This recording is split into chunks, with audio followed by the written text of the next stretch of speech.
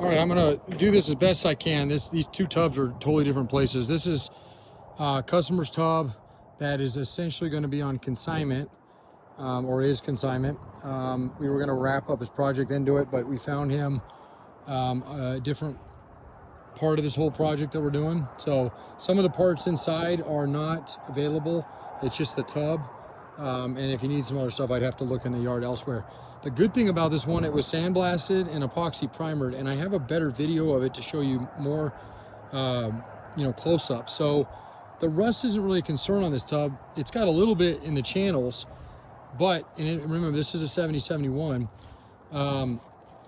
but it does have some body work that needs to be, somebody's already done. You can see there's a little bit of patch panel, and again, I have a much better video. We've just circled kind of some of the work if we were going to do it here, and that's really what happened, is that us doing the work, or paying a body shop to do the work, really not a body shop, but we hired somebody to help us do some of this stuff. It just wasn't in the customer's best interest, and since we normally sell to the end user, or a lot of high-end shops that kind of build this into their pricing, it just wasn't feasible to use this tub. There was just too much labor for him to be paying shop. If he was doing it himself, or anybody else looking to do a tub, this would be definitely a good option. But I want to show you something, because and unfortunately with it being full, I can't show you too much on it, but I do want to give you a general basic idea, okay, of your cowling, okay, your top of your cowl, your doors, which are the same, and when I say the same, when we're looking at 7071s, or the very last year of a Kaiser Jeep, and then you get into your 7275, which is actually considered an intermediate years. It was a transition years between Kaiser and AMC, and then of course AMC took over full swing in 80, and they were already full swing, but in the sense of the tubs were changed fairly drastic in 76. So you're going to see a lot of similarities between the two. The inside pocket underneath the seat, most 7071s do have a fuel tank under here. This one had already been converted, so that's a nice thing, and that makes it even more accessible to do this. And again, there's a couple things that have already been patched on it, but again, to a lot of end users, that's actually good things. There's not a lot of work as far as that stuff goes. You got some holes there, and again, I'm not going to go too much because I'd have to unbury it, and I have a good video of it, so I'm just kind of giving you a lowdown of exactly what you're looking at as far as the side, because I'm going to take you over to 7275. It's really not a good tub. We've actually started cutting it because it's bad. But it does have a couple good things on it, and I know you mentioned the back half. If you could get just the back half, you'd be interested in that. And that one might be a good back half. It does have a little bit of rust up on the wheel wells. This one here we would not cut, because it's good enough to not do that. The only bit of rust in this whole thing, remember this one came out of Cali, is your floors here, and really that was because they had a roll bar in it. Okay, so if this is something that piques your interest, I'll talk to our customer and see what we can do for you on it, and maybe even do it on this trip if we can get it rolling in time. And I do have a couple days left, so let me real quick, I usually go into the narration, or introduction I guess I should say, before I start the videos, but as you can probably tell, I'm a little rushed. I leave Friday, first Denver, and I'll be there for 2 days. Mostly drop-offs I have from the Front Range, Pueblo, all the way up to Fort Collins area, so it's quite a bit of a wide span, which we do periodically every few weeks, and that's just because it's the Front Range. It's our old stomping grounds, and a lot of our old customer base is down there. Majority of our customers, ironically, are not in Colorado. Even with that said, most of them reside in the Midwest, East Coast, Upper East Coast, South Texas, and even out west, California, Washington. So we do have a big span, and then we have, on top of that, that's our domestic, we have international. We have Mexico, Costa Rica, where have we shipped to? Canada, of course, can't forget those guys. We've shipped to Italy, France, Ireland, so you name it, we ship. Australia, and we really try to accommodate that. And we even ship the big stuff. I mean, it is not cheap to ship a tub, especially a big tub like a JK. And we don't do a lot of JKs anyway, but TJs, YJs, CJs, feasible. When you get real far, I mean, boat is obviously the cheapest.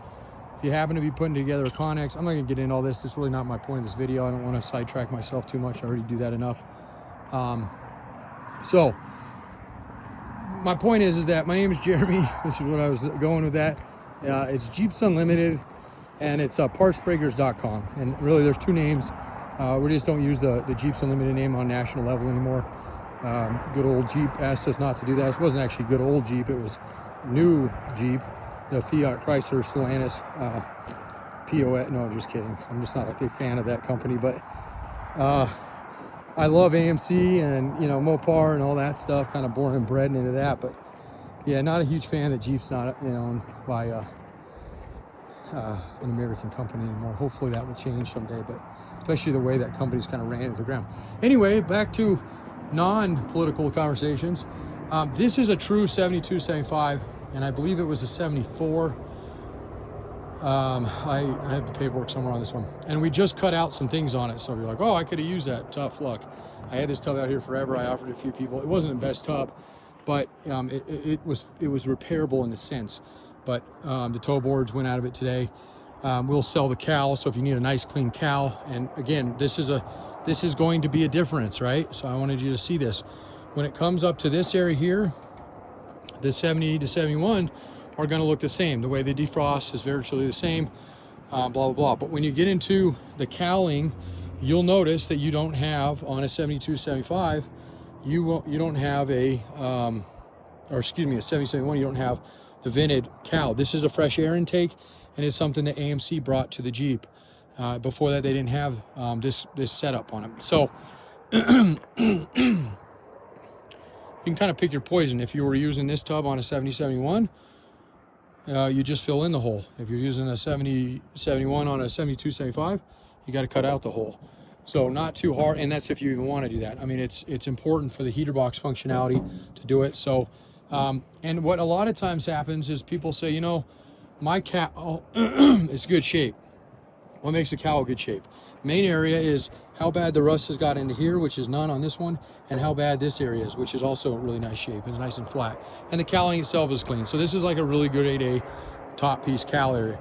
If your cowl's in good shape, you can see where they spot weld these together. And this is typically when I find, and I work with a lot of body shops, when they do, they separate the firewall and they scab, skin, I can't remember the whole lingo, but they're using an existing cowl, and there's a couple ways you can do it. You can do the whole thing, and you got to mess with the door jamb, or you can separate it at the seam like they made it, and you can separate it from firewall, and you can, this literally will, I mean, you can literally bolt this onto a 7071, so, or vice versa. Okay, so that piece is available if somebody were to need it. If that's not in good shape, and I don't remember if it is, it doesn't matter, because I have a really clean box if anybody needs a box for pretty much 70 to 75, and maybe even early, but I do think they changed them slightly in the 60s, but we can look at that later. Okay, and then from the back, going back, so why does it not have a cutout here and the other one did? Well, again, 7071, they had fuel, a fuel tank there, so they didn't have, they had a hole there. That one had been converted, so the tank filler is in the same place this one is. Okay, so now if somebody, I had a call earlier on somebody saying, you know, hey, I'm looking for a tub. If you don't have a tub, and the only reason I say that is 72, 75 for clean OEM tubs out of all years, and then 70, 71, and then you got 76, 83, right? For fives, those, it goes 1, 2, and 3 for difficulty. The 72, 75 is the hardest years to restore because of the hardest years to find parts for. So just keep that in mind as we go through this one. Why they put these freaking 3-foot long drawstrings on my hoodie? Drives me nuts. Anyway, so back half of this tub, from basically, if we consider the back half, the step here that goes up, it's got a fairly flat step. There's no rust or apparent rust in the bottom here. So that area is in good shape. There's definitely rust in the top of the wheel well, but it's recessed in there enough that it might be, I mean, it's definitely patchable, and you can kind of see it over here and the side there. It kind of butts right up against it. Doesn't actually get into the side at all, which is nice. The sides are okay. There's a couple little spots that are worn through on this one there, and then you got a little bit, it's hard to see there, but right behind the, so why am I not giving you very close-ups here? Well, I'm a little limited on time, and really to give you a close-up, and there's a little bit of rust here as well, I would want to clean this thing up. I'd want to wash it, get it with a Hotzi. We have a nice 5,000 PSI washer, which will blow through anything weak. That'll show you the extent of some damage. We'll get the back clean, we'll get the top, the bottom clean, and whatnot. And then you tell us where you want us to cut, and we'll zip it off, and we'll send it to you that way. Obviously, we want to do that. We'd write an order up before we start cutting anything. But if this thing even looks, so if it looks feasible to you, it looks like you might be able to use it, then we can go to that next step and I can clean it up a little bit more. But if you look at it and go, that's actually not much better than mine, which is totally fine, not going to hurt my feelings at all, that's fine. This is in our area that things get put out, and we'll wait till somebody needs a section of something, and we'll continue doing what we're doing on it. And if it gets in our way, it goes in that. So, all right. So that's those 2 tubs. I have had an absolute crazy day with phone calls, which is awesome. It's always like this in our busy time. I can't complain. I was supposed to be out here around noon, my time, Mountain Standard Time, washing tubs and frames that I've had, order or calls on all week. And I keep saying, I'll do it. So I'm finally going to get at it, but it's about 3:30 my time, which is about 5:30 Eastern time. I'm not going to have a lot of light. So I'll put this video up just to show you so you can check it out. Check out the videos I post today and hopefully tomorrow, and kind of see what we're putting up. See if it's worth waiting, seeing, we might be putting something up that you want or need. And if not, if you don't see something that I'm briefly going to go through here, that's okay. Just give us a call. My dog's about to get decapitated if he takes my knees out again. They wrestle around me. So anyway, so we got frames. I say that yesterday, about broke my kneecap. They ran into me so hard. So anyway, CJ7 frames. All of these are wide track, all out of Cali. When I was talking to the gentleman earlier, I'll send this to, and again, I'll make a better video here once I clean them up. We don't doctor them anyway. We always measure, we always scope our frames. We get pretty much everything off that could be hiding something underneath. I'll do the best I can with that. I do have a little bit of limited time, so I won't have probably the ability to take all the cabling and everything off right now, but we can get that off before I ship them. That's something you want to mess with. So there's some CJ7 wide track frames. I probably have 1 or 2 narrow track frames out here. There's a couple 60s frames. There might be a 70, 71. There might be a 72, 75 over here. And I'll tell you as I do them, I'll list them. There's definitely some wide or some YJ frames, 4-cylinder and 6-cylinder, even some shackle reversal ones we got going on. So if you're looking for a nice clean YJ frame and we're planning on, or maybe you already have a shackle reversal, don't want to go through some of that, we have some frames already set up that way. It makes it a little nicer when you go to do a swap. You don't have to do less labor on your end. We have some TJ tubs that I'm going to be putting up. Not a lot left. We've sold a lot of them. We do have a good amount of grade A's. A couple JKs, those are listed. For the most part, we don't have the 2 doors listed yet. We have 2 of those. And I don't know if I mentioned this, but I'll be in Denver, and then after that, I'm going to all the way out to Toronto on this trip.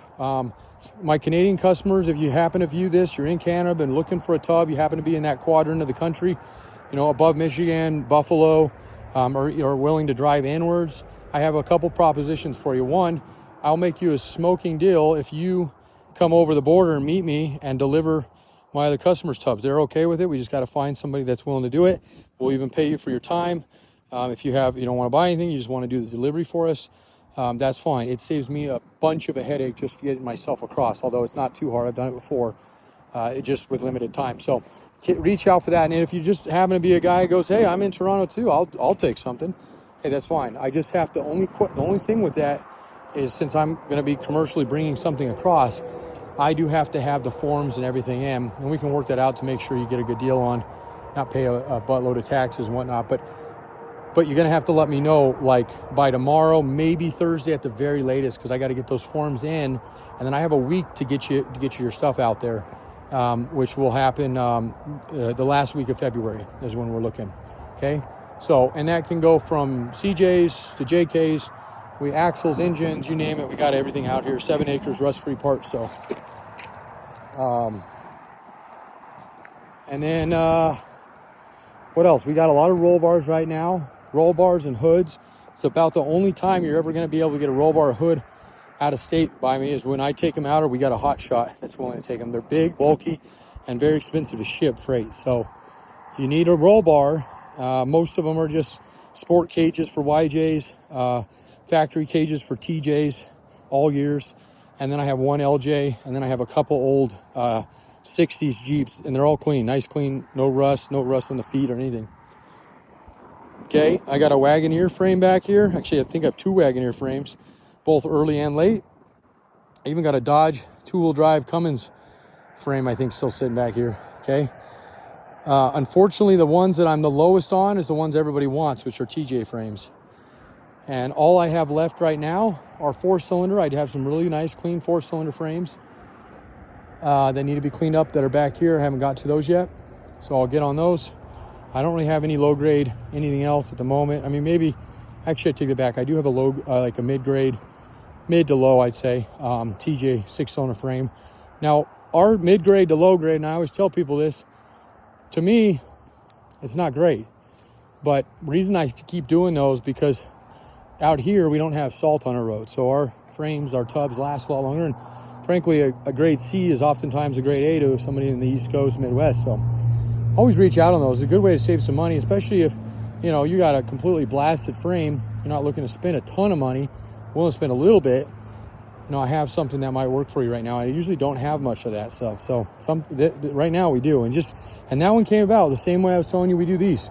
We measured it, came out good. We scoped it. It was a little iffy. I scoped it in the front, looked amazing. The middle, amazing. I got towards the back, thought I might see a little light through there. And then when I hit it with the washer, sure enough, it blew through right around the controller mount. So, and it was unfortunate. It was just that mount, and it never seen salt, but it sat in a snowbank up in the mountains, a ski town, for probably the majority of its life and never got a little bit of care. So that's all it takes. So anyway, again, 303-666-9020. I'll get this video out to the CJ5 guys that are looking for the 7071s or the 7275s, and just show you those 2 beginning tubs as an option. And then everything else is just going to have to be, I'm going to wing it here and do the best I can and try to list one of each. There's the rabbit. Where's the dogs? Oh, they lost them. And try to get one of each done. And then from there, hopefully get calls and I can say, yeah, I have another one out there. Just haven't listed it yet, and go from there. Okay? All right. Thanks, guys. 303-666-9020.